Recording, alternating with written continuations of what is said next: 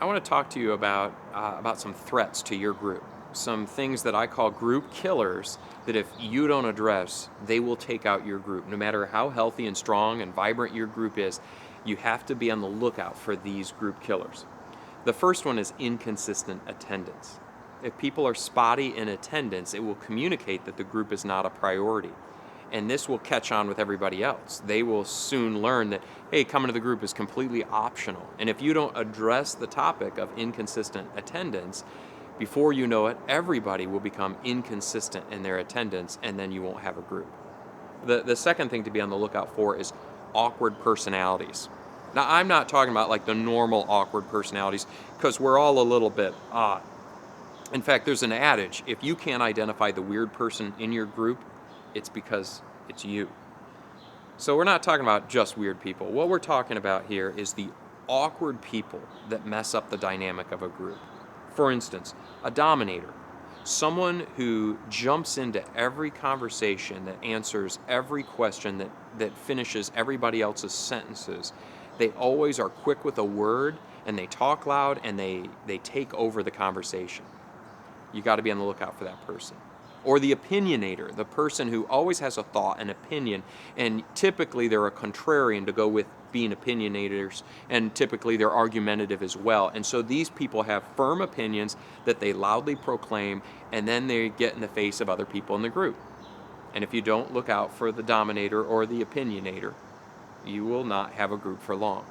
So be on the lookout for particularly awkward personalities that hurt the group. In fact, the rest of your group will tell you, hey, so-and-so is really bugging me. They won't say it that directly, but they'll say it in a similar manner, and you'll know, I think we have a problem here.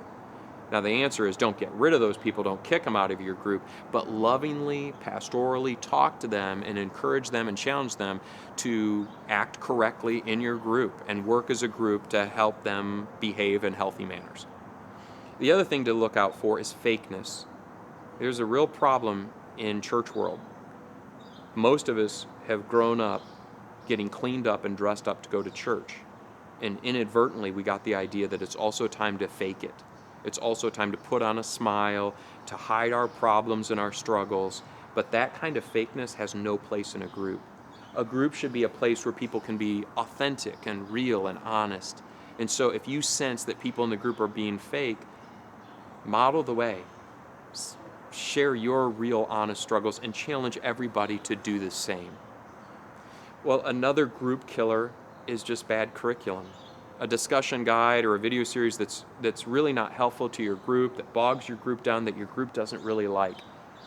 Simple solution there is just stop doing that curriculum. Just don't use that material. Even if you're 2 weeks into a 6-week run on curriculum, all of your type A, get her done type of personalities will really be frustrated that you're going to stop doing a curriculum, but there's no shame in saying this isn't as helpful as we thought it was going to be. We're going to do something else.